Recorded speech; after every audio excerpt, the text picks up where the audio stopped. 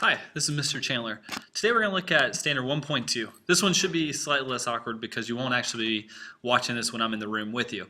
In this one, we're looking at colonial representative government. We're talking about how government developed the way it did and kind of how we have expectations even to this day on how government should run, and it's based off of some of these different ideas from back in this time period. So we're going to look at early developments of representative government and political rights in the American colonies. We're going to talk about the British political system and the rule of law. We're going to talk about the Magna Carta and the English Bill of Rights. And we're going to look at the conflict between the colonial legislatures and the British Parliament in the second part of this video. So to start off with, the tradition of American representative government, which, let's talk about what representative government is. That's where people are elected who then make decisions for us. So they represent us. We elect them and then they represent us. This is based on both the British tradition and, of course, special circumstances in America to come up with a unique government system that really nowhere else in the world had at the time. Each colony had colonial charters that were given to them by the king. They were given to individuals or groups to go start colonies. Within those charters, they were acknowledged, the people living in the colonies were acknowledged to have the same rights as Englishmen. So even though they're living in America, they still believe that they have the exact same rights as Englishmen. They're not thinking of themselves as being American citizens. They're thinking of themselves as being English citizens and British citizens. And they believe they have those same rights. So even though they don't live in Britain, they feel like they still have the same rights as British citizens. There are two very important things that you should know. The Magna Carta is the first. You don't necessarily need to know why the Magna Carta was started or who signed it or anything like that. What you really need to know is that the Magna Carta recognized the rights of Englishmen to be consulted when any new taxes were passed. So if the British government wanted to start a new tax, then Parliament had to start. Parliament's their representative government, kind of like Congress is ours. So any new tax bill, Parliament had to vote on it.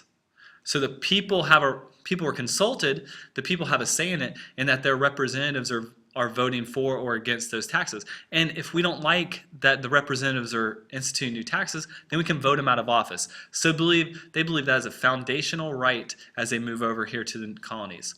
They also believe that they should have their rights protected by a jury of their peers. So if they're ever charged with a crime, then they should be able to go before a jury of their peers in order to be convicted. They can't just go before a judge and the judge say that they're guilty. The next major idea is the rule of law. This is another English political tradition. Basically, every member of society has to obey the law. No one's above it. Doesn't matter if you're the lowest, the poorest member of society, or if you're the highest person in American society or the richest. You have to follow the English law. So, for instance, if President Obama decides that he's going to go drive and he gets caught for speeding, he has to pay that speeding ticket. He's responsible for the law just like everybody else is. And the same for the lowest people in society and poorest people. Everybody has to follow the law. No one's above the law. The English Bill of Rights, this is not the same as our Bill of Rights. It states again that people have the right to be consulted when any new taxes are passed. So the colonists believe that they have the right to be consulted with any new taxes are passed. That's going to be a major that's going to be a major problem as we're moving forward in American history. It also limits the power of the king by Parliament. It gives Parliament power over the king, so you don't have a divine right monarchy where this king has like ultimate authority. And it also gives the people religious freedom, which will be in our Bill of Rights as well. Some early examples of representative government. Remember, this is when we elect people who then go and make decisions for us. In Virginia, that was called the House of Burgesses. That's important to know. They were put in place to maintain order.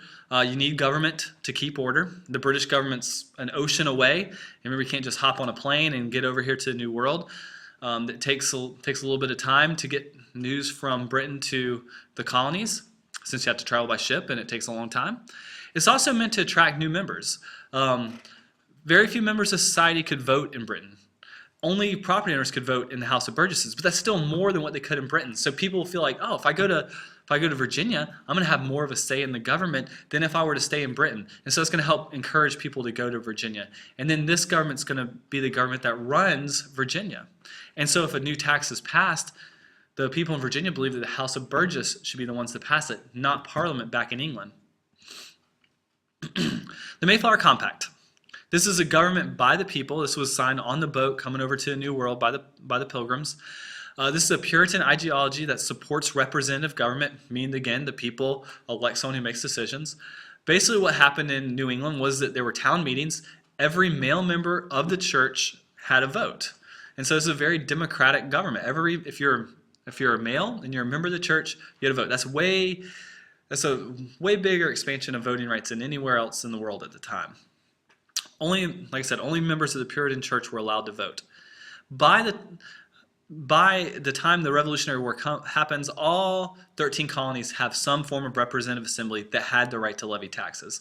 So they believe that those individual colonial assemblies, so it doesn't matter if you were in Massachusetts or if you were in Virginia or South Carolina, you believe that your own colonial legislature had the right to tax. So for instance, in South Carolina, we believed our representative assembly could tax us, not back over in England. Another major event that happened towards giving us the idea that we should have our own representative government was the English Civil War. What basically happens is in the mid-1600s, there's a fight between Parliament and the monarchy, and it ends up where Parliament gets more power and the monarchy gets less power. But what's important for us is that the English government's too busy fighting, so they're really not worried about what's happening in the colonies.